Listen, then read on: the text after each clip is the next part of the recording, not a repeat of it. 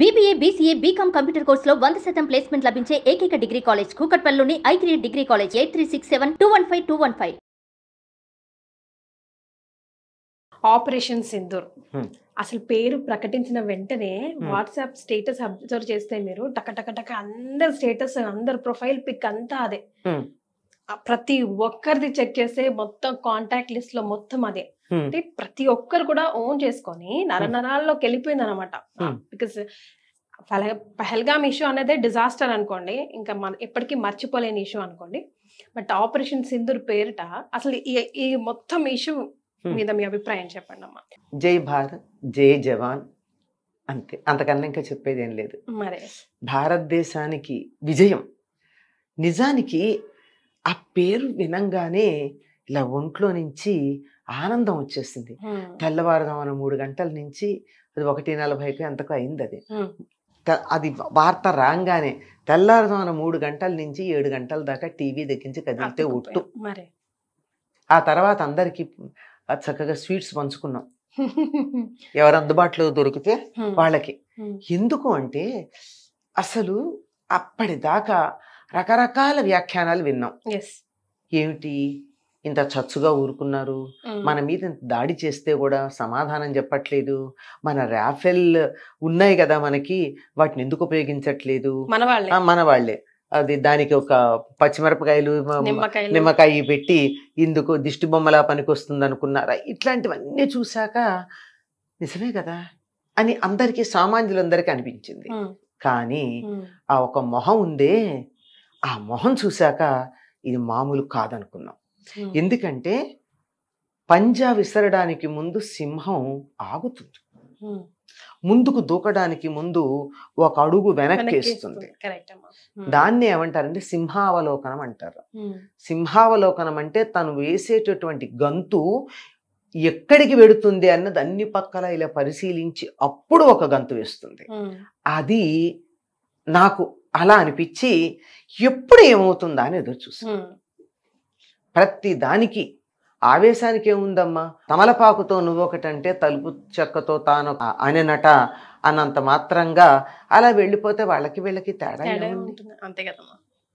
ఇంచేత అప్పుడు ఏమవుతుంది, అలా గనక చేసినట్టయితే భారతదేశం యుద్ధం చేసినట్టు అవుతుంది. ఇంతవరకు చరిత్రలో భారతదేశం ఎవరితోనూ తనంతట తానుగా యుద్ధానికి వెళ్ళలేదు, ఇక ముందు కూడా వెళ్ళదు. ఎవరైనా మన మీదకి వస్తే ఎంతకాలం ఊరుకుంటాం. ఒకప్పుడు ఈ చెంప మీద కొడితే ఆ చెంప రెండో చెంప చూపించమనేటటువంటి పద్ధతి నుంచి ఒక చెంప మీద కొడితే రెండో చెంప చూపించటం కాదు, 2 చెంపలు వాయించే స్థితికి ఉన్నాం మనం. 36 బళ్ళు బయటపడాల్సిందే. 2 చెంపలు వాయించడానికి సిద్ధంగా ఉన్నామని చెప్పాలి కనీసం. అందుకని ఆ స్థితిలో ఉన్నప్పుడు ఎందుకు ఆగాము అంటే స్ట్రాటజిక్గా ఆగి ఉంటారు అని కొంతమంది మా క్లోజ్ సర్కిల్స్ లో అనుకుంటూ ఉంటాం కదా, ఎందుకు ఊరుకున్నది ప్రభుత్వం, ఎందుకు ఇంకా ప్రభుత్వం అని నేను కొంచెం మామూలుగా చెప్పా, కానీ మోడీ ఎందుకు ఊరుకున్నాడు, ఇట్లా మాట్లాడే వాళ్ళు కూడా చాలా మంది ఉన్నారు. ఉంటే ఒకటే సమాధానం, మనం ఆ పొజిషన్ లో ఉన్నామా, లేం కదా. ఏమంటాం, అక్కడ ధోని ఇలా కొట్టుండొచ్చు అని మనం ఇక్కడ అంటాం, అది కుర్చీలోంచి లేవం కదా. డ్రాయింగ్ రూమ్ ప్లేస్ మనం ఆటలు మనం అన్ని ఆడేవి అంతే కదా, అట్లా చేయాలి ఇట్లా చేయాలని కబుర్లు చెప్పేయడం. అప్పుడు చేస్తుంటే ప్రపంచం దృష్టిలో మనం ఏమైపోయి ఉండేవాళ్ళం. 12 రోజులు అనుకుంటా ఆగాం. అన్ని రోజులు ఆగినందువల్ల ఏం జరిగింది, ప్రపంచం ఎవ్వరూ మనని ఏమీ అనడానికి వీల్లేక మన పక్షాన మాట్లాడాల్సినటువంటి పరిస్థితి వచ్చింది. ఎందుకంటే ఒక్క సివిలియన్ మీద చనిపోవడం జరగలేదు, కనీసం వాళ్ళ మిలిటరీ మీద కూడా మనం చేయలేదు, ఒక్క ఉగ్రవాదుల మీద మాత్రమే చేస్తాం. ఇప్పటికి కూడా చేస్తున్న మాట ఏమిటి, మాకు పాకిస్తాన్తో ఎటువంటి సమస్య లేదు, మాకున్న సమస్యల్లా ఉగ్రవాదంతోనే. ఉగ్రవాదాన్ని పెంచి పోషిస్తూ వాళ్ళని బాగా దగ్గర పెట్టుకుంది కనుక మేము పాకిస్తాన్తో ఇట్లా మాట్లాడుతున్నాం. ఒక్కసారి ఆ ఉగ్రవాదులను మాకు అప్పజెప్పేస్తే, మీరింతకు ముందు ఆక్రమించిన మా జమ్మూ అండ్ కాశ్మీర్ని మాకు ఇచ్చేస్తే మీకు మాకు సమస్య ఏమిటి అన్నట్టే ఉన్నాం. అంతే, ఇప్పటికీ అదే మాట. ఆ మాటలో ఎక్కడా కూడా మాట తప్పడం అన్నది కానీ మాట ఇటు నుంచి అటు మెలిక పెట్టడం కూడా లేదు, ఉన్నది ఉన్నట్టే చెప్పాం. కనుక అలా ఎదురు చూస్తూ ఉన్నటువంటి సమయంలో సైలెంట్గా ఎవ్వరూ ఏమీ అనుకునేటు ఆలోచించే అవకాశం కూడా లేకుండా ఎంత 23 నిమిషాలు 23 నిమిషాలు అనుకుంటా 23 నిమిషాల్లో కావలసిన పని అంతా అయిపోయింది. ఇంకా మాటల్లో ఎక్కడో లాంగ్ నైట్ అది ఇలాంటి మాటలేవో అన్నాడు ఆయన. అంటే దాన్ని బట్టి 7-8 తారీఖులను లెక్కేసుకున్నారు. కానీ 7 ఎర్లీ అవర్స్ అని ఊహించుకోలే. లాంగ్ నైట్ 7-8లో ఉంటుందంటే 7వ తారీఖు రాత్రి 8 అలా ఊహించుకున్నారే తప్ప ఇది 6th night early hours of 7th అని ఎవరు ఊహించలేదు. అసలు పెట్టిన పేరు ఎట్లా ఉందమ్మా? అసలు పంపించినటువంటి వాళ్ళు ఎవరిని పంపించాడమ్మా యుద్ధానికి ఇంతమంది ఉంటే? ఏ ఆడపిల్ల సింధూరు అయితే తీసుకున్నారో వాళ్ళు అదే ఆడపిల్లతో సమాధానం చెప్పించాడమ్మా. కానీ వినండి, సింధూరం పెట్టుకోని ఆడపిల్ల చేత అర్థమైందా? సోఫియా ఖురేషి పెట్టుకోరు కదా, colonel Sofiya Qureshi, she's a Muslim ఆవిడ. తర్వాత ఆవిడతో పాటు ఉన్నది వ్యోమికా సింగ్. వ్యోమిక అంటే అర్థం వ్యోమం అంటే ఆకాశం, ఆకాశంలో తిరిగేటటువంటి అమ్మాయి. వాళ్ళిద్దరి చేత పంపించాడు. వాళ్ళిద్దరు ఎవరు? ఒకరేమో ముస్లిం లేడీ, ఒక ఆవిడేమో పంజాబీ. ముస్లిం లేడీ పాకిస్తాన్ వాళ్ళు ఏమనడానికి లేదు, పంజాబీ ఖలిస్తాన్ వాళ్ళు నోరెత్తడానికి లేదు. ఇటు పాకిస్తానీ అటు ఖలిస్తానీ ఇద్దరు నోళ్లు మూసుకోవడానికి 2 ఆడపిల్లలను పంపించారు. అరే చేతకాని దద్దమ్మల్లారా, మా ఆడపిల్లలు చాలరా మిమ్మల్ని గెలవడానికి అని పంపించాడు. ఆడపిల్లలు మామూలా?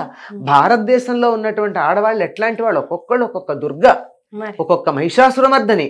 వాళ్ళు మా దేశంలో ఉన్నటువంటి స్త్రీలు, వాళ్ళ సింధూరం తుడుస్తారా మీరు అని. దానికి పేరేమిటి? సింధూర్. సింధూర్ అని దాంట్లో హిందీలో కానీ తెలుగులో కానీ ఇంగ్లీష్లో కానీ ఆ ఓ కుంకంభరిణి అంటే మళ్ళీ మీరు ఎవరన్నా కన్ఫ్యూజ్ అవుతారేమో, మీకు అర్థం కాలేదేమో మేము చెప్తున్నాం. చేసింది ఎందుకు? మా ఆడపిల్లల సింధూరం తుడిచేసినందుకు మేము ఊరుకున్నాం. ఏ సోదరుడు ఊరుకుంటాడమ్మా? అక్క చెల్లెళ్లకు కుంకం తుడిచేస్తే ఏ అన్నదమ్ముడు ఊరుకుంటాడు? ఏ తండ్రి సహిస్తాడు? ఏ కొడుకు ఊరుకుంటాడు? ఊరుకోరు కదా. కనుక మేము ఊరుకోము. మా ఆడపిల్లల యొక్క సింధూరం మాకంత పవిత్రమైంది, జాగ్రత్తరా. పైగా ఎక్కడ దెబ్బ కొడితే పౌరుషం రేకెత్తుతుందో అక్కడ కుట్టాడండి ఆ ఉగ్రవాది ఒకడు. నన్ను కూడా చంపేయని ఆవిడ అడిగితే పో మోడీకి చెప్పుకో అన్నాడు. మోడీకి ఎంత దెబ్బ తగలాలి? ఈ ఆడపిల్లల్ని రక్షించలేడా మోడీ? పిల్లోడికి కూడా అదే సమాధానం చెప్పాడు కదా. అదే కదా, ఆడపిల్లల్ని రక్షించలేడా మోడీ అనేటటువంటి ఒక పౌరుషం రావాలి కదా. అది అంచేత మా దేశంలో స్త్రీల యొక్క మాంథేపే సింధూర్ అని అంటారే, అది ఎంత పవిత్రమైందో తెలుసా? అది గాని మామూలుగా అయినట్టయితే 5వ తనానికి చిహ్నంగా ఉండే సింధూరం శత్రువుల దగ్గరికి వస్తే అగ్నిలాగా మండిస్తుంది, మిమ్మల్ని మంటల్లో కాల్చేస్తుందని చెప్పడానికి. అది అంతేకాదమ్మా, సింధూరం ఇంకా ఎన్నింటికి సంబలో తెలుసా? పూర్వం యుద్ధానికి వెళ్లే రాజులకి నుదుట తిలకం పెట్టి పంపించేవారు. మా ఆడపిల్లలు వాళ్ళు పెట్టుకోవడం కాదు, మా మగవాళ్ళకు కూడా పెడతారు, జాగ్రత్త. వాళ్ళు ప్రోత్సహిస్తే మేము యుద్ధం చేస్తాం, మీరు బతికుంటారు. ఇంకోటి సింధూరం వీరతిలకం అంటారే, ఆ వీరతిలకమే కాదు, సింధూరం ఎవరిది? ఆంజనేయుడిది. మరి కదా, మా ఆంజనేయుడు మాకు జెండాపై కపిరాజు ఉన్నాడంటే ధర్మయుద్ధంలో మేమే గెలుస్తాం, మరొకటి కాదు. ఇలా అనేకమైనటువంటి అర్థాలతో సింధూరు అనేటటువంటి పేరు పెట్టి ఆడపిల్లల్ని పంపించడంలో మరొక పరమార్థం ఉంది. ఈ జిహాదీలందరూ మతం పేరుతో చచ్చిపోవడానికి ఎందుకు సిద్ధంగా ఉంటారు? చచ్చిపోతే ఏమొస్తుంది? వాళ్ళకు ఒకటి వస్తుందని ఆశ. ఏంటదమ్మా? జన్నత్లో 72 వర్జిన్స్ వెయిట్ చేస్తూ ఉంటారు వాళ్ళ కోసం. అవునా? కానీ 2 కండిషన్స్ లో ఉండరు వాళ్ళు. ఒకటి, వాళ్ళ శరీరాన్ని భూస్థాపితం చేయకుండా తగలబెట్టిన, ఆడవాళ్ళ చేతిలో చచ్చిపోయినా. ఎక్కడ కొట్టాలి అక్కడ ఎక్కడ ఎందుకు ఎన్ని రకాలుగా నమస్కారాలు చేసినా, ఎంత అసలు ఆ తెలివి గాని, ఆ చాణక్యం గాని, ఆ రాజనీతి అంటారు దీన్ని, పాలిటిక్స్ కాదమ్మా, దానికి సంబంధించి పొలిటికల్ సైన్స్, ఎంత చాణక్య నీతి, ఇంకేముంది, మరి వాళ్ళకి ఏం గతుంది, వీళ్ళ చేతుల్లో చచ్చిపోయినటువంటి ఉగ్రవాదులకి. ఇక్కడ ఎలాగో లేదు, అక్కడ కూడా లేదు, లేదు. అయిపోయింది కదా. అయిపోయింది. ఈవిడెవరు? ఈ సోఫియా ఖురేషి. ఉమ్. వాళ్ళ గ్రేట్ గ్రాండ్ మదర్ రాణి లక్ష్మీబాయి సైన్యంలో పనిచేసినటువంటి ఆవిడ. ఓ, అవునా? వాళ్ళ దేశభక్తి నర నరాన ఉంది. ఉంది కదా. భారతదేశంలో హిందువులు ఏమిటి, ముస్లిమ్స్ ఏమిటి, ఎవ్వరికైనా దేశభక్తి ఉంది, మతం మాకు సంబంధం లేదు అని ఒక పెద్ద డిక్లరేషన్ అక్కడ. ఉమ్. మీరు మతోన్మాదులు, ఉమ్. భారతీయులకు మతోన్మాదం లేదు. ఉమ్. భారత సైన్యంలో పంజాబీలు ఉన్నారు, ఉమ్. ముస్లిమ్స్ ఉన్నారు, క్రిస్టియన్స్ ఉన్నారు, ఉమ్. అన్ని మతాల వాళ్ళు ఉన్నారు. ఉమ్. కానీ యాక్సెప్టెన్స్ కూడా ఆయన ధైర్యంగా డెసిషన్ తీసుకోవడం. ఆల్రెడీ ఇప్పుడు మతం మీదనే కదమ్మా అందరం కూడా వేడి వేడిగా ఉన్నాం, కానీ దానికి విరుద్ధంగానే decision తీసుకో- అబౌవ్ రిలిజియన్. ఆ సంగతి మనం చెప్పుకుంటున్నాం, మనం మర్చిపోతున్నాం ఆ సంగతి. ఉమ్. భారతీయులకు ఎప్పుడు కూడా మతం అనేటటువంటి ఇరుకు సంకెళ్లలో లేం మనం. మనకు ఓ ధర్మం ఉంది, ధర్మాన్ని పాటిస్తున్నాం. మతం అన్నది లేనే లేదు. మతం అన్నది లేదంటే లేదని కాదు, మతం మనకి బ్యారియర్ కాదు. కాదు. నేను విష్ణువుని పూజిస్తాను, నువ్వు శివుణ్ణి పూజిస్తావు, ఆ కుర్రాడు అమ్మవారిని పూజిస్తాడు, ఇంకోడు ఆంజనేయుని పూజిస్తాడు, ఇంకోడు బుద్ధుడిని పూజిస్తాడు, ఇంకోడని పూజిస్తాడు, మాకేం అభ్యంతరం లేదు. ఇలా ఎవరికి వాళ్ళు విడివిడిగా దేవతల్ని పూజించుకునే వాళ్ళు వాళ్ళ మతాల ప్రకారం ఉన్నా మనదంతా ఒకటే సనాతన ధర్మం. ఋషులు చెప్పిన పద్ధతిలో జీవిస్తున్నాం, వేదం చెప్పిన పద్ధతిలో జీవిస్తున్నాం. అది పాయింట్. అది ముఖ్యమైనటువంటి విషయం. కనుక మాది సెక్యులర్ అంటే సెక్యులర్, మా సైన్యం సెక్యులర్, మా దేశం సెక్యులర్, మా చట్టం సెక్యులర్, మా కాన్స్టిట్యూషన్ సెక్యులర్, మేము సెక్యులర్. మాకెటువంటి మతభేదాలు లేవు అని చెప్పడానికి ఆవిడ ఎప్పుడు వాళ్ళ వంశం ఎట్లాంటిది అమ్మాయి చెప్పింది. వాళ్ళ తాతగారు ఆర్మీలో ఉన్నారట, వాళ్ళ అమ్మగారు ప్రోత్సహించారట నువ్వు ఆర్మీలోకి వెళ్ళమని. వాళ్ళకి నరనరాన దేశభక్తి ఉందిట సోఫియా ఖురేషి గారి రక్తంలో. అట్లాంటి వాళ్ళు ఉన్నటువంటి దేశంలో మతం పేరు చెప్పి చేస్తారా? ఆ మతం పేరు కూడా మతంలో ఒక శాఖగా మీకు. అక్కడ పెహల్గాంలో చంపినటువంటి వాళ్ళల్లో కూడా ఒక లోకల్ ఉన్నాడు, ఆ లోకల్ ముస్లిం. వాడిని ఎందుకు చంపారు? వీళ్ళ శాఖ కాదు కాదని. అది సో ఇంత మూర్ఖంగా, ఇంత ఇరుకు బుద్ధితో, ఇంత ఇరుక్కుపోయి ఇంత కప్పబుర్రలతో ఆలోచించేటటువంటి వాళ్ళకిను అసలు మతం మాకు ఏమీ సంబంధమే లేదు, మనుషులే మాకు ముఖ్యమనేటటువంటి విశాల భావం కలిగినటువంటి భారతీయ భావనకి ఎక్కడన్నా సంబంధం ఉందా? తల దించాల్సిందే, ఎక్కడైనా చెప్పాల్సిందే. ఏది అసలు ఎందుకు ఎదురు చూశాడు? 12 రోజుల పైగా ఎందుకు ఎదురు చూశాడు అంటే ఉగ్రవాదులు ఎక్కడున్నారో తెలుసుకుని వాళ్ళని మాత్రమే కొట్టి ఒక్క సివిలియన్ కూడా నష్టపోకుండా చూశారు. ఇప్పుడు సీజ్ ఫైర్ కూడా స్ట్రాటజిక్. చేతకాక మానేశాడని అనుకుంటున్నారు కానీ దాని వెనకాల చాలా కథ ఉంది కదా. 100% ఉంది. మన బ్రెయిన్ కి అందకపోవచ్చు. అక్కడ మనమెవరమండి మనం ఆలోచించేది? మనంతా మనం ఉంటే ఇక్కడ ఎందుకు ఉంటాం? మన తెలివితేటలు ఎక్కువ ఉంటే. అసలు ఫస్ట్ ఆఫ్ ఆల్ చేయాల్సింది ఏమిటంటే ఈ సోషల్ మీడియాలో ప్రభుత్వాన్ని కానీ వీటిని కానీ విమర్శించే పోస్టులు రాకుండా చూడగలిగితే సంతోషం. అంటే ఇప్పుడు ఆ మాట అంటే మీరు కూడా మాట్లాడారు కదా అంటున్నారు. నేను మాట్లాడింది ప్రభుత్వం చేసేటటువంటి పనిని సమర్థిస్తూ, ప్రభుత్వం నిర్ణయం తీసుకోవడానికి ఎందుకు ఆలోచించిందంటే మనకన్నా మేధావులు కదా, మనకన్నా తెలివితేటలు ఎంత ఉంది. మన తెలివితేటలంతా నాకు ఇక్కడ కూర్చొని డ్రాయింగ్ రూమ్లో మాట్లాడగలను, మహా అయితే స్టూడియోలో కూర్చొని మాట్లాడగలను, లేదా ఫ్రెండ్స్తో చిట్ చాట్ చేయగలను. కానీ యుద్ధరంగానికి వెళ్ళి అక్కడ నేను అక్కడ ఉన్న పరిస్థితిని చూడలేను. తర్వాత మనకున్నటువంటి సైన్యం కానీ మనకున్నటువంటి అస్త్రాలు కానీ వాటి వివరాలు నాకేం తెలియవు, ఏది ఎక్కడ వాడాలో తెలియదు. పాకిస్తాన్ దగ్గర ఎవరెవరి అస్త్రాలు ఉన్నాయో తెలీదు, చైనా ఇచ్చినవన్నీ ఉన్నాయి, టర్కీ ఇచ్చినవన్నీ ఉన్నాయి, ఇంకోళ్ళు ఇచ్చినవన్నీ ఉన్నాయి. ఆ లెక్కలన్నీ నాకు తెలియవు కదా. అవన్నీ తెలిసిన వాళ్ళు ఉన్నారు.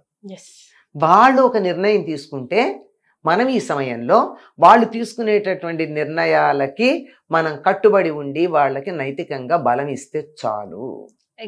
అది మనం చేయాల్సినటువంటి పని.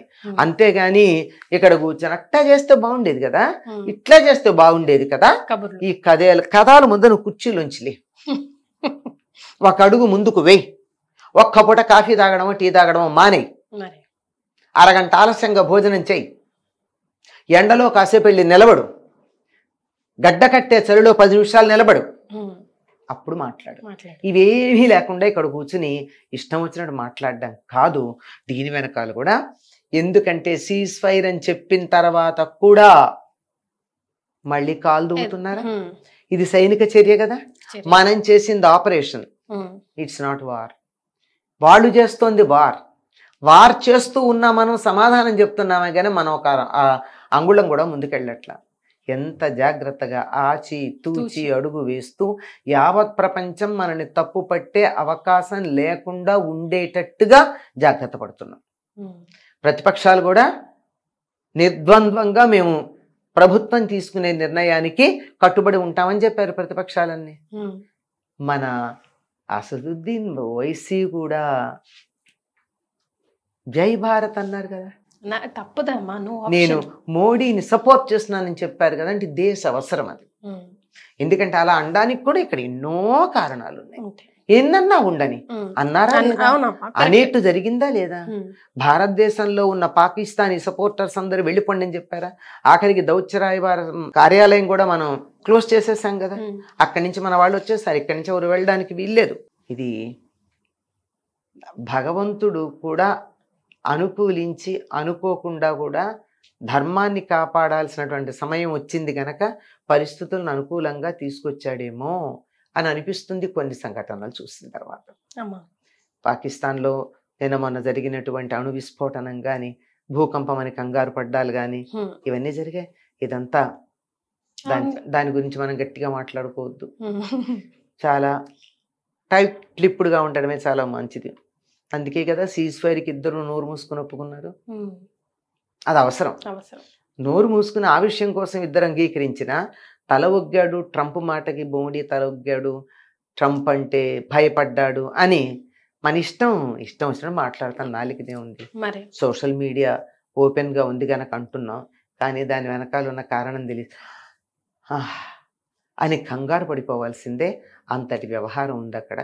అంత మాట అన్నాక కూడా కాలు దువ్వుతున్నటువంటి పాకిస్తాన్ యొక్క దుశ్చేష్టలు యావత్ ప్రపంచానికి తెలుస్తున్నాయి. మనం ఒప్పుకోవడం వల్ల ప్రపంచానికి వాడి దుర్మార్గం తెలుస్తుంది. వాడి దుర్మార్గమే కాదు, వాడిని సపోర్ట్ చేసే వాళ్ళది. నిన్న చెప్పినటువంటి మాట పాకిస్తాన్కి చెప్పాడు అనుకుంటున్నారా? మోడీ గారు చెప్పిన మాట, నీరు రక్తం కలిసి ప్రవహించవు, టెర్రరిజం వ్యాపారం కలిసి ఉండవు అని చెప్పాడే. ఎవరికది? ప్రపంచంలో చాలా దేశాలకి, ముఖ్యంగా కొన్ని దేశాలకి